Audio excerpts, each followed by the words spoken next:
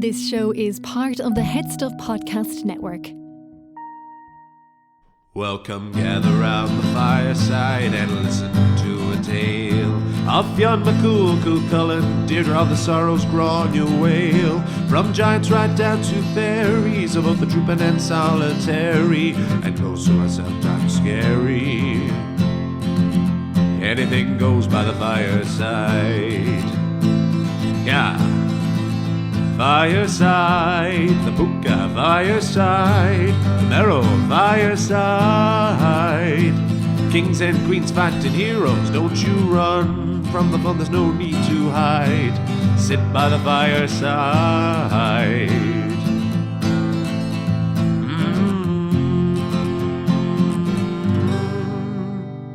Fireside.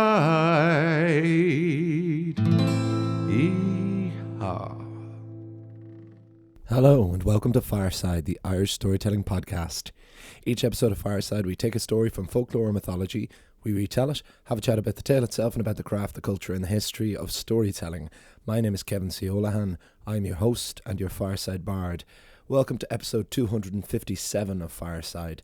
Today on the Irish Storytelling Podcast, we have a gothic folk tale. This is The Spirit of the Hill.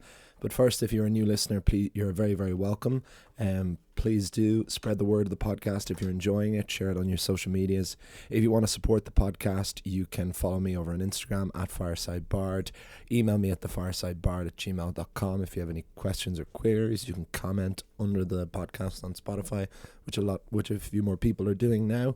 If you want to support the podcast more directly and gain other bonuses, you can join Headstuff Plus at headstuffpodcast.com, where for as little as €6 a month or €8 if you want to gain access to all the podcast, but €6 will gain you access to Fireside, including ad-free episodes for all of the previous episodes.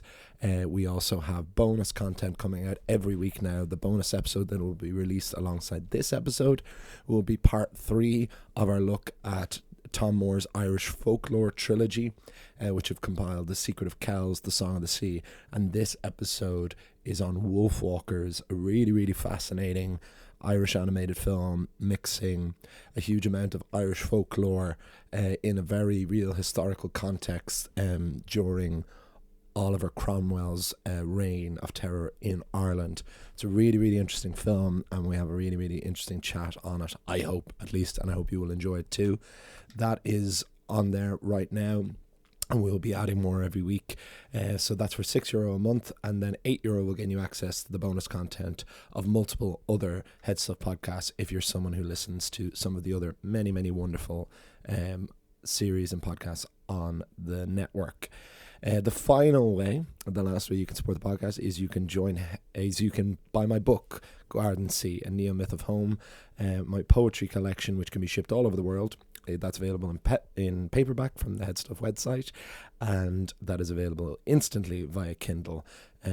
Those are all the sells out of the way, and without further ado, we will get down to a story that has come directly from one of the great news sources I've been using for the last number of episodes. I've been alternating between these two great sources. One is Island of Mists and Magic, and this is Uncanny Ireland, and both of these are publications from the British Library. They have been real treasure troves thus far for finding new stories that I haven't come across before, and this story really tickles my interest in Gothic literature, particularly that of the Brontes and of Bram Stoker, and we will chat more, of course, afterwards, but this is the story of The Spirit of the Hill on Fireside.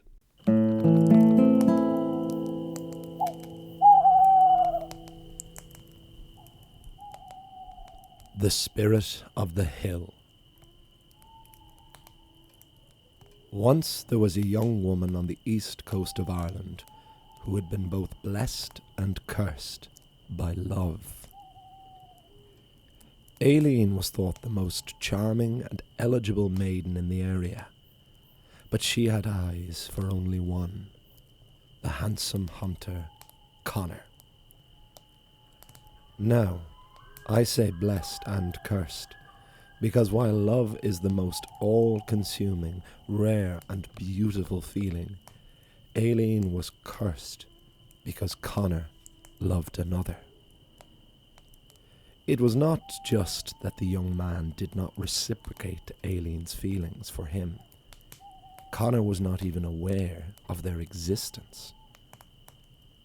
The love of Connor's heart was indeed thought beautiful, but not half as much as Aileen. Nevertheless, the man had only room in his heart for his own beloved, and he was as powerless to his feelings as Aileen was to hers.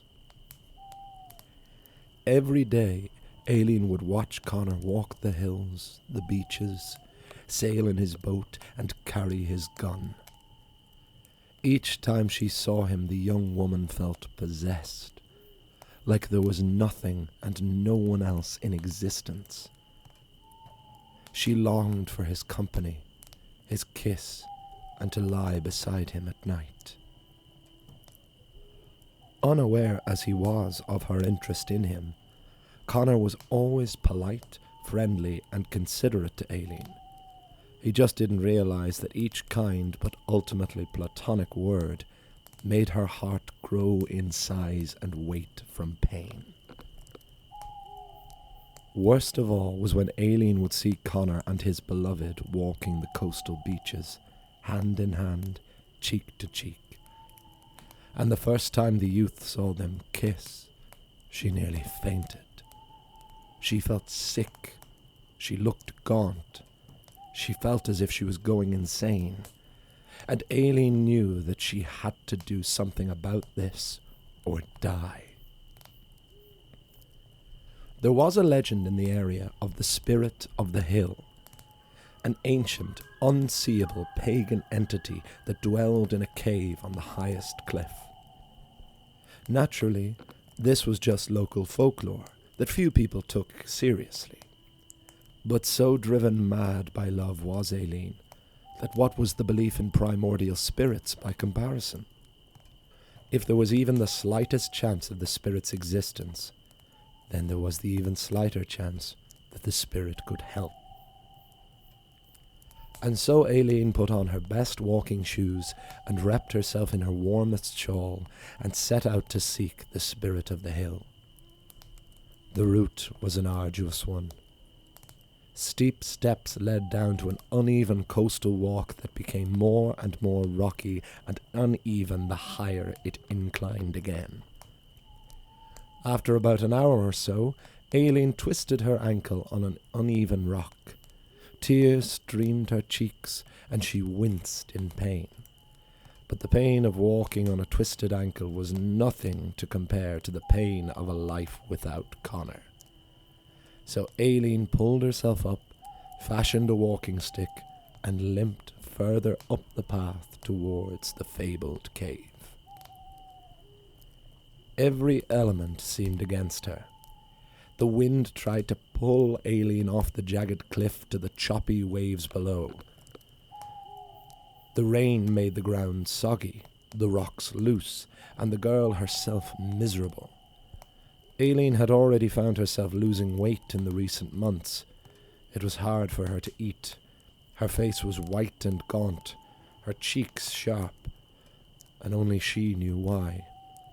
She needed food, water, and rest, but she could not conceive of any of those without first attaining the affection of Connor. And then she saw it. At the top of the hill was the mouth of a cave. It was smaller than Aileen had imagined, but no less intimidating, with rows of sharp, jagged rocks around its edge, giving the appearance of gaping jaws ready to devour.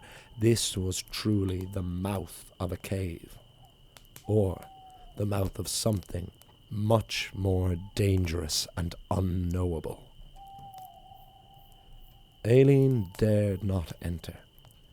Instead, she summoned all her depleted energy from her torn heart and shouted, "O Spirit of the Hill, I have risked all to travel here to find you. I beseech you now. How may I achieve happiness or death? How can I win the heart of Connor or die? O Spirit, help me find peace. Her voice moaned through the echo of the cave, carried on the wind into the darkness.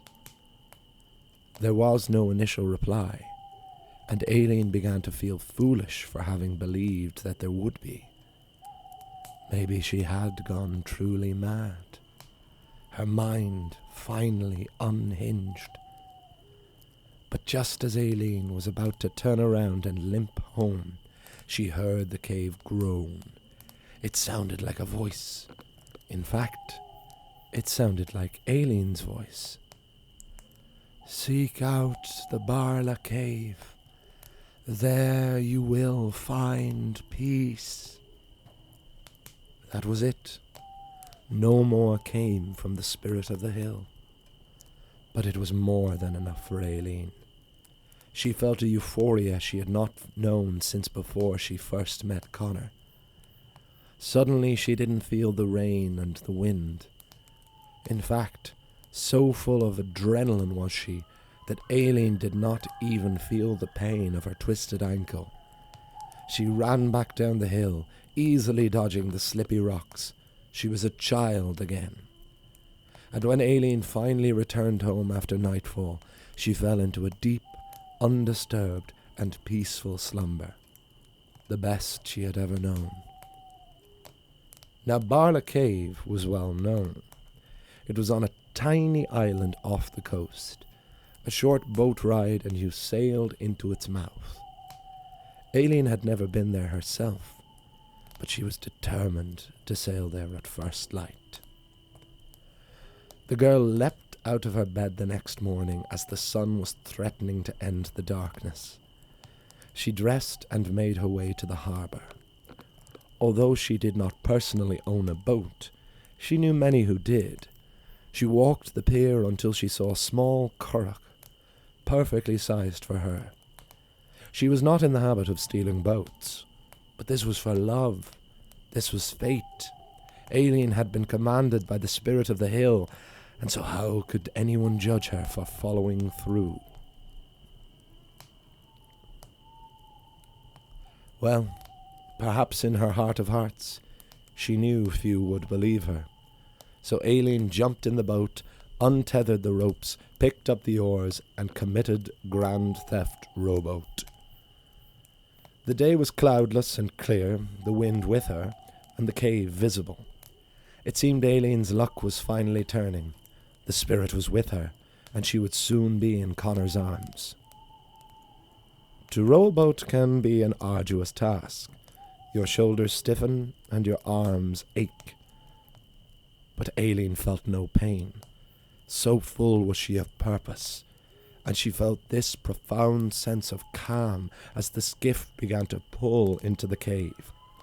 There was a small pontoon, and Aileen stood, grabbed the rope, and prepared to dock. Suddenly, a bird flew towards her face. Aileen barely dodged the frantic flapping, but then heard what sounded like an explosion through the cave and a ringing in her ears. She fell back in the boat, and she started to struggle to breathe. Aileen looked down, and her dress was soaked with blood. Through blurred vision, she saw a figure run towards her. It was him. It was Connor, still holding the smoking gun. When he recognized Aileen, Connor began to panic and weep. He threw the gun away and jumped into the boat and took Aileen in his arms. "I'm sorry," he cried. "It was an accident. I didn't see you. The bird," he rambled on and on, racked with guilt. But Aileen quieted Connor. She told him it was all right. She told him everything. Of how she had loved him since the moment they had met, that it had agonized her to see him love another, and how she had gone to the spirit of the hill, who in turn had told her to seek out Barla Cave. If Connor felt guilt before this, he was incapable of processing what Aileen now told him. How had he never known? How stupid, how thoughtless, how blissfully unaware. But through an increasingly weaker voice, Aileen said, "The spirit was right. It said I would find peace here, and all I have ever wanted was to die in your arms. This is the happiest moment of my life." And just after saying the word life, Aileen's own ended. The last thing she saw was Connor's eyes before her spirit fled her body. Connor held Aileen, sobbing and tormented. He stayed there in Barla Cave for hours. Only that he had a love to live for, he would have ended his own life there and then. But what would he say when he returned? What would be the story of the charming Aileen, who had taken love into her own hands, gone to Barla Cave, and never returned? A wind picked up and began to moan through the cave. Connor thought it almost sounded like a voice. The end.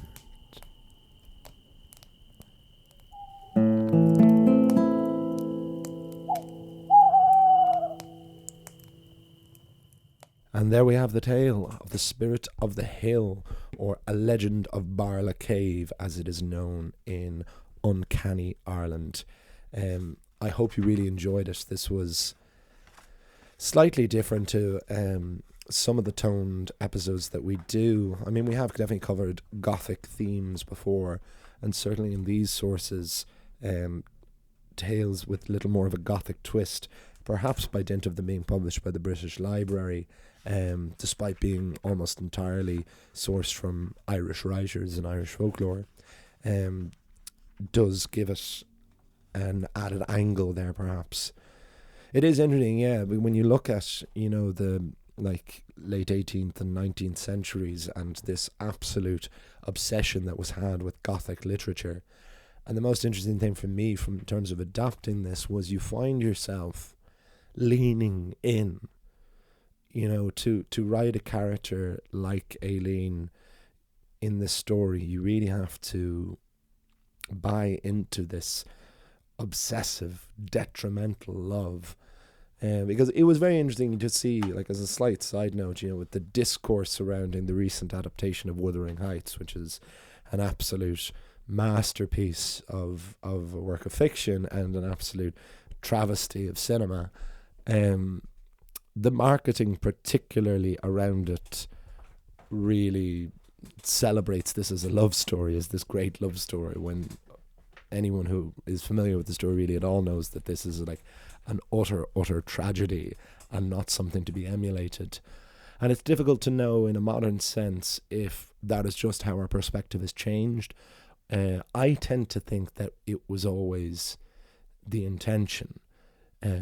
Certainly with books like Wuthering Heights and Jane Eyre and Dracula, which have this profound obsession with love and desire permeating through them, loves that are nearly exclusively doomed and wrapped in tragedy and darkness and secrecy.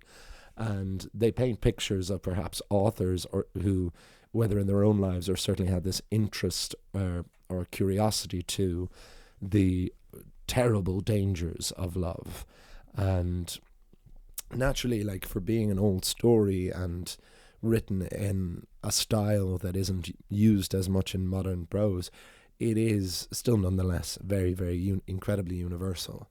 I think there's not one of us who have not felt, especially in our younger years, this incredible drive and this all-consuming infatuation that we feel that we would die if we don't have someone. And nearly every one of us has shared this feeling of not being desired themselves, except for Robert Redford. There is that story of Robert Redford wanting to play the character Benjamin Braddock in The Graduate, which ultimately went to Dustin Hoffman. And Mike Nichols, the director, said, "You can't play Benjamin Braddock. I don't believe you as a loser," I believe he said. And Robert Redford said, "Of course I can play a loser." And Mike Nichols said, "Has anyone ever turned you down?" And Robert Redford said, "What do you mean?" He genuinely didn't understand the question. So perhaps not Robert Redford or a smattering of others, but for the majority of us, we have experienced obsessive love and indeed rejection. And interesting to know, whenever a story is rooted in a place, so in this we obviously have Barla Cave, I naturally try to see where the story is meant to be set or where the writer came from. In this case, the author is named Fitz James O'Brien, who was from Cork, but lived most of his life in the United States. So initially I was thinking, is this story set in Cork? And I looked up Barla Cave. Turns out it is entirely fictional. And then it seemed kind of deliberate that it wasn't rooted. Naturally, it had to be in a coastal community. At certainly a time where gunpowder is allowed. Those were the only real major hints there. So even though I didn't specifically name anything, I still drew heavily on my hometown. I still pictured this as Wicklow Town in my head.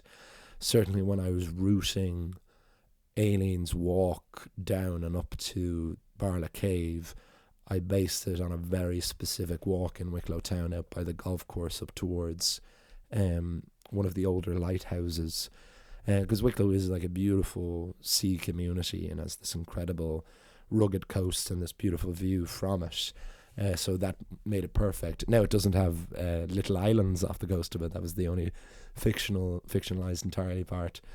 But obviously there's a thing in Irish folklore that tends to be quite rooted in specific places, in specific communities, like whether it was Manor Hamilton, but then like a couple of weeks ago with the tale of the fire and the ash, or Fire and Souls, the WB8 story about Sir Frederick Hamilton, but that of course was mixing history with it as well. But for the most part, these stories are rooted in like a particular parish or at least an area, which is not a thing that certainly German folklore is. In the Grimm tales, perhaps just through their universality and how much they've spread, they still seem very much set in Germany for sure, but are less rooted in specific parishes in the way that they are in Irish mythology. So it was interesting to do a story that can kind of apply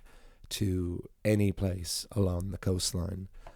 And in terms of things that I added, because this was a relatively short story, so I do enjoy those because they tend to be easier to write because I can get all the information in and then I can kind of relax a little bit into it as well. I probably just added more detail in terms of Aileen's journey and her emotions, in terms of the travel to.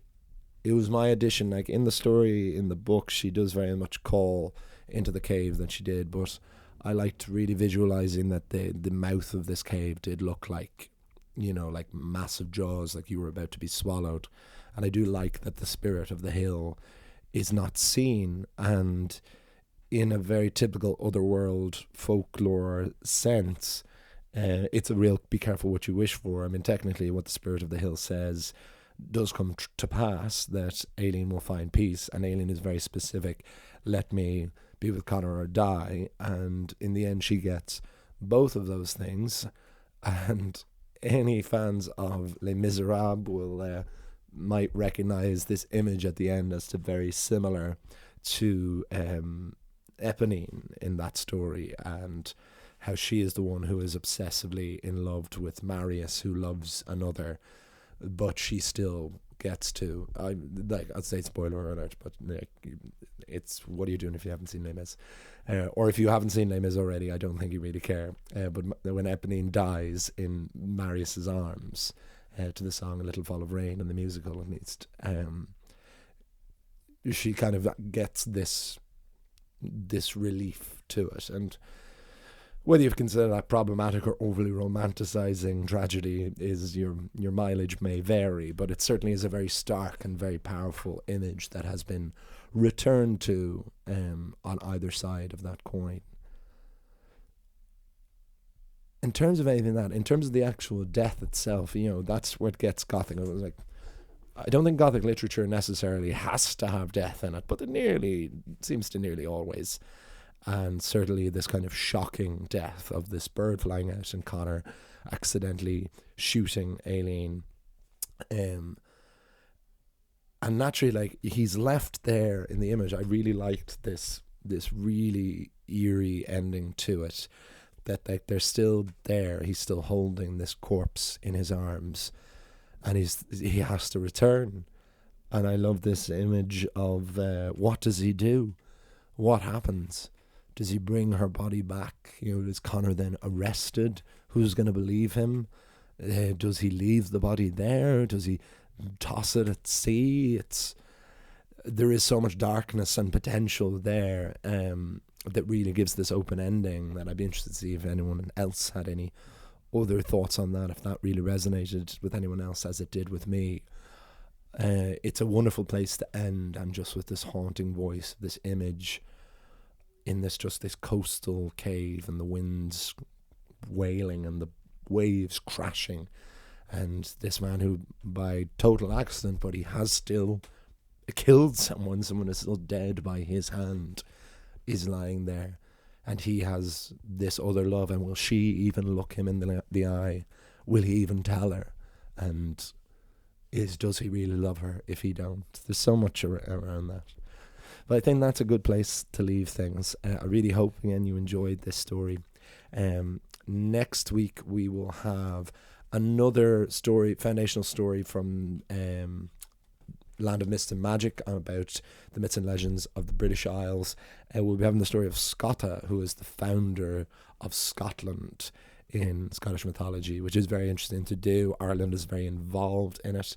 References certainly a lot of other stories that we have covered on the podcast before. It was a really interesting one that, again, I had not discovered before, so I'm very excited to share that. We will also have another bonus episode next week. There's a few things that are coming up. I'm deciding on the order to release them. I'm going to be looking at Darby O'Gill and the Little People, and a very strange movie Disney made on Irish folklore in the 50s. I'm going to be doing a take on the Odyssey, as that is the biggest mythological movie out at the moment. And I'm also going to be starting maybe like a monthly, not quite a book club, but just a general chat in different things that I'm reading at the moment, folklore and otherwise, but some of the books and stories, because I've been reading some really good ones lately, and it'd be nice to share them. Those will be all coming up on Headstuff Plus on the bonus only feed, which you can get for €6 a month for Fireside. Gain ad-free access to everything, to all other episodes, new bonus episodes coming each week. There's 4 already to go on if you sign up today, and there'll be plenty more coming up. Or you can also buy my book, Garden Sea, at the Headstuff website. All the links are in the description below. You can follow me over on Instagram at FiresideBard. Email me at thefiresidebard@gmail.com. I'll see you all. You'll hear me all next time. And remember, wherever you are and wherever you go, you can always join me by the fireside. This show is part of the Headstuff Podcast Network, a hub for the creative and the curious. Shows are produced in association with Headstuff and the Podcast Studios Dublin. Find out more or become a member at headstuffpodcasts.com.